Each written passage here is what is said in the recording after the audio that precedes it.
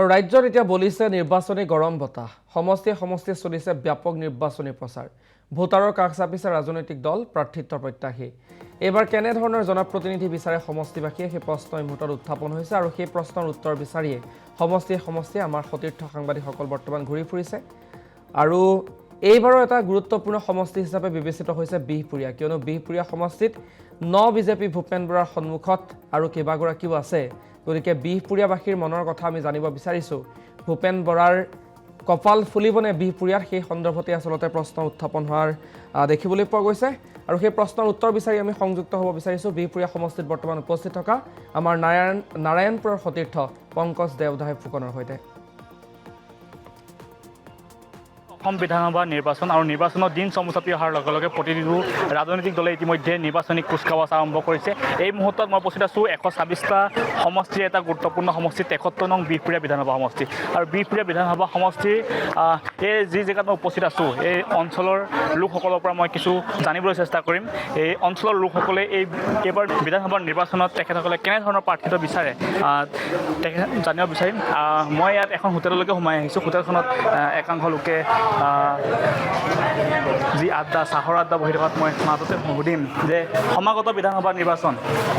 কেনেধৰণৰ প্ৰাৰ্থিত্ব বিচাৰে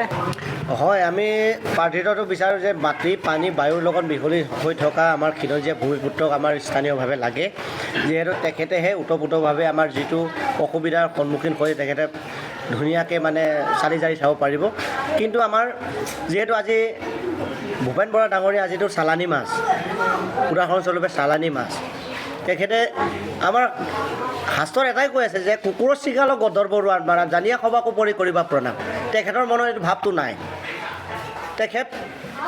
আমাৰ অসমীয়া আদি পিছৰ কথা আমাৰ যিটো মিচিং সমাজত তেখেত যিটো মাহীয়ে চকুৰে চাই আমি সঁচাকৈ আমি লজ্জানত হৈছোঁ যিহেতু আমি আমাৰ মিচিং সমাজৰ ফালৰ পৰাও তেখেতক ভোট দিয়া হৈছে তেখেতক মন্ত্ৰী বনোৱা হৈছে MLA বনোৱা হৈছে কিন্তু তেখেতৰ যিটো আজি স্পষ্ট কৰি দিছে যে সঁচাকৈ তেওঁ তেতিয়া দিনৰ পৰা আজি তাৰিখলৈকে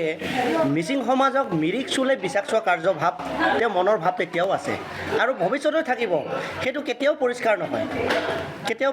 সেইকাৰণে আমি ভাবোঁ যে যদি বিহপুৰীয়া সমষ্টি যদি উন্নয়নৰ জোৱাৰ লাগে যদি বিহপুৰীয়া সমষ্টি যদি উন্নতিৰ পথ লাগে তেতিয়াহ'লে আমাৰ স্থানীয় খিলঞ্জীয়া ভূমিপুত্ৰ এজনক টিকেট প্ৰদান কৰিবই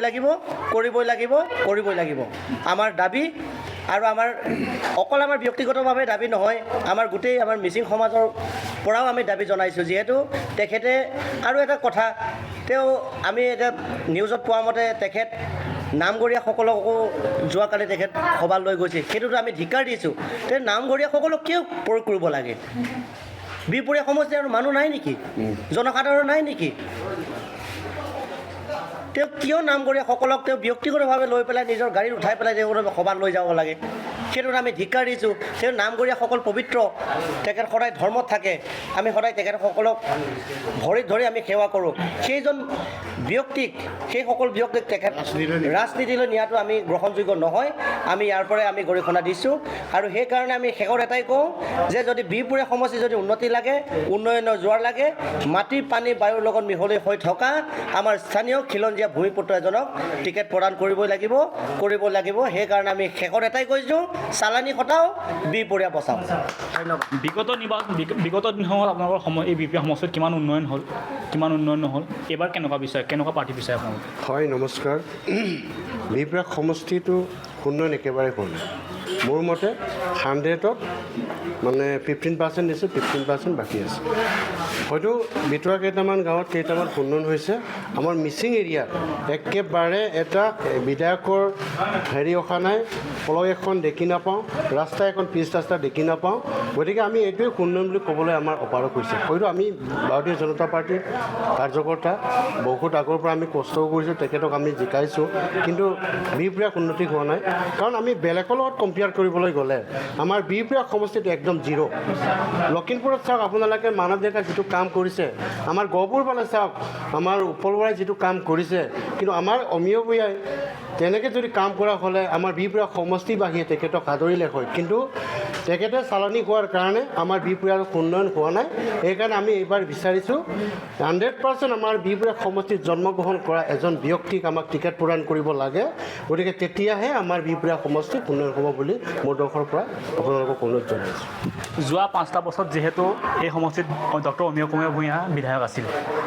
তেওঁ কিমান উন্নয়ন কৰিলে আৰু কিমান উন্নয়ন নকৰিলে? হয়, ঠিক নমস্কাৰ। আপোনালোকৰ সংবাদ মাধ্যমৰ যোগেদি অসমৰ সন্মানীয় মুখ্যমন্ত্ৰী মহোদয়ক জনাব বিচাৰিছোঁ, ক'বলৈ গ'লে মুখ্যমন্ত্ৰী মহোদয়ৰ নেতৃত্বাধীন চৰকাৰখনে নোৱাৰা কাম একো নাই, কিন্তু আমাৰ কাষতে লাগি থকা দুটা সমষ্টি